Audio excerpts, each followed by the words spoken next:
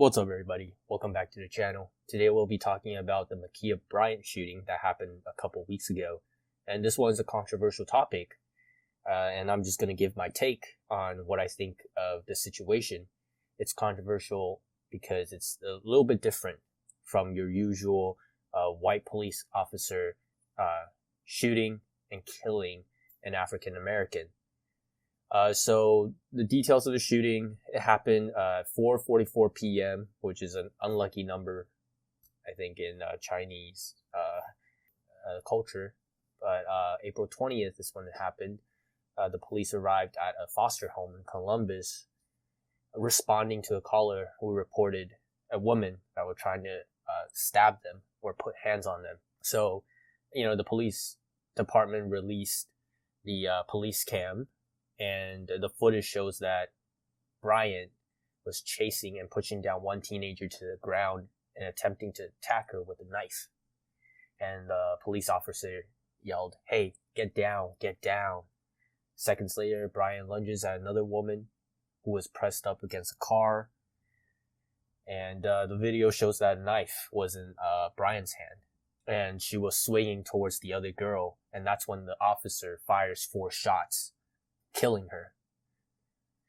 It's very tragic. Don't get me wrong. It's very tragic. The situation's heartbreaking. Sorry to the family. And obviously this caused a lot of outrage again. And people associated that with George Floyd's situation. Many celebrities have spoken out, like LeBron James, who tweeted out, "Accountability, you're next." And now he got a lot of backlash for that, and we'll get into that on why.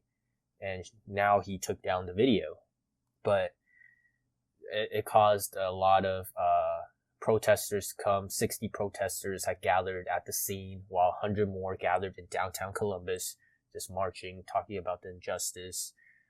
Another white policeman killing African Americans. And there were some people that were saying that, hey, actually, she did not have a knife, right? She dropped the knife, but the police officers still shot her because of her color, which is not correct, right? We can see in the footage where she did have a knife. The police officer was telling her to get down, stand down, but it didn't seem like she was listening. So the police officer made a quick decision. He wants to save the other person. So that's where the whole controversy and the debate comes in. People are upset that it's race charged. The guy's a racist. It's because Bryant is a person of color. That's why she got shot. Justice for her and all that. But in my opinion, that shouldn't be the case. It's very unfortunate that she got shot and got killed.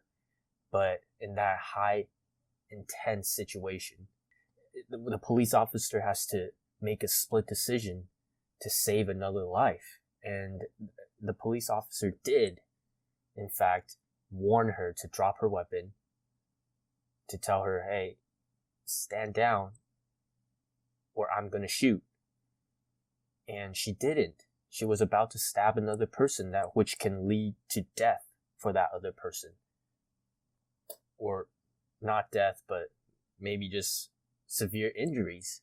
So I don't think in this case it's the police officer's fault. No matter what, people hate the police. You'll always get hate. But in this situation, by looking at the facts, I believe that the police officer did the right job, did the right thing. If it was any of us in that tough situation, what would we do? Will we just let the other person get stabbed and potentially get killed? No. The police officer's job is to serve and protect, and he did the right things. He warned the person. Bryant didn't listen. There you go. It's a very, very unfortunate and sad situation. Don't get me wrong. No one wanted this to happen. But if you're holding a knife towards someone else and acting violently, the police was called, then this is the outcome. It's not because she was black. It was because she had a knife and she was dangerous.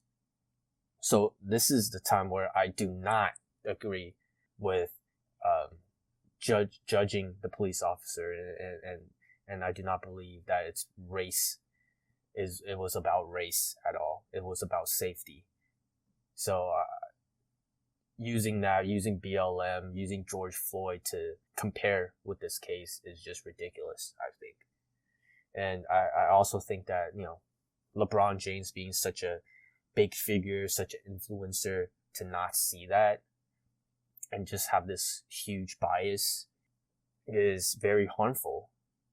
And it's great that he took down his tweet because it just induces hate, but he should think twice about posting that and looking at the facts, right?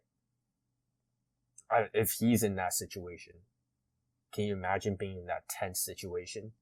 Imagine being, game 7 of the NBA finals, tied game with 5 seconds left. He has the ball. Imagine that anxiety, that pressure, and probably 10 times, 100 times of that, because it's life or death with these police officers. I don't think the police officer needs to be behind bars like the police officer that killed George Floyd and many others. Those were unjust for sure. Not trying to be biased, not trying to be racist or anything like that, looking at facts. But in this case, there was a conflict. Bryant was very dangerous. She could have taken a life.